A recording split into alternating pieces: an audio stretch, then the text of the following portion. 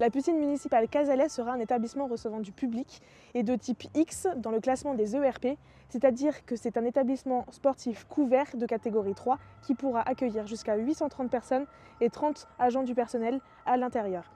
La FFN, donc la Fédération française de natation, impose 200 places pour les nageurs dans les gradins. Donc comme a pu vous expliquer Inès, nous sommes sur une piscine municipale composée de différents types de bassins. Nous nous sommes concentrés sur la zone des gradins. Ici, ces gradins sont composés de 195 places assises avec un espace dédié à un accueil PMR. Ils seront aussi composés d'un espace de sonorisation placé en tribune en cas d'accueil d'arbitres, mais aussi équipés de prises électriques, soit une prise toutes les 10 places. Ces prises seront adaptées à l'hygrométrie de la salle.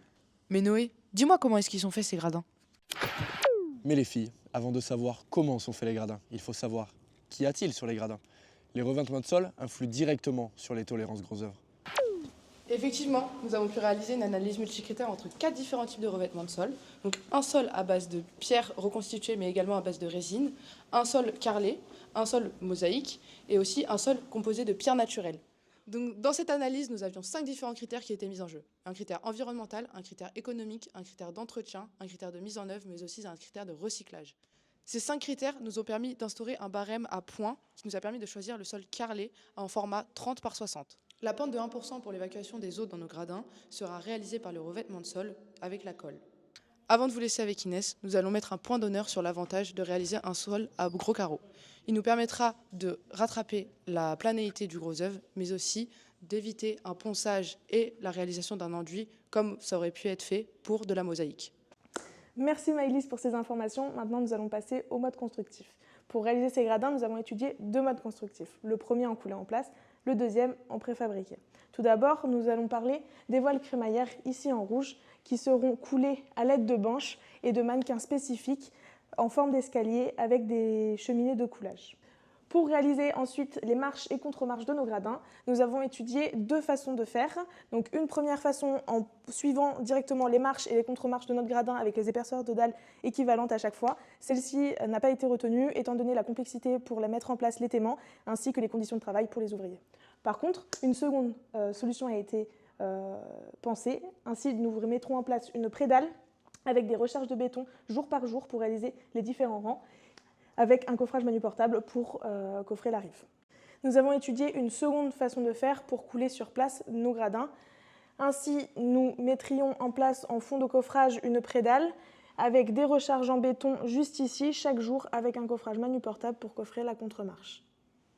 Nous passons à présent à la réalisation du second mode constructif. Celui-ci consistera à la réalisation de ailes préfabriquées sur site. Ces ailes respecteront 2 critères.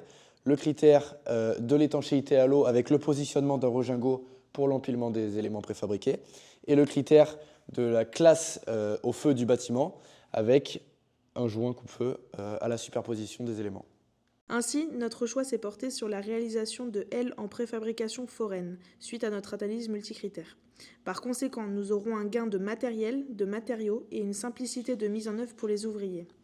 Il faudra tout de même ne pas oublier les mains de levage pour le déplacement à la grue et les réservations associées à nos équipements.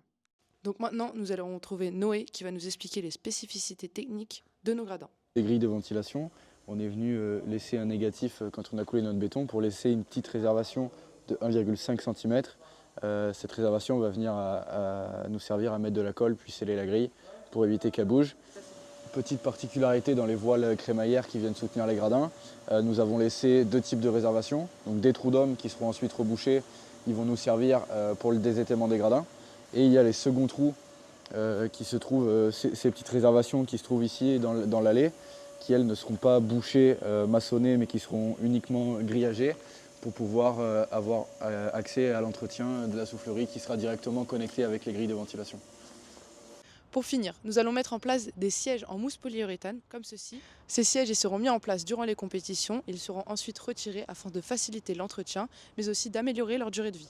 Merci à vous de nous avoir regardés et surtout, on est là pour répondre à vos questions.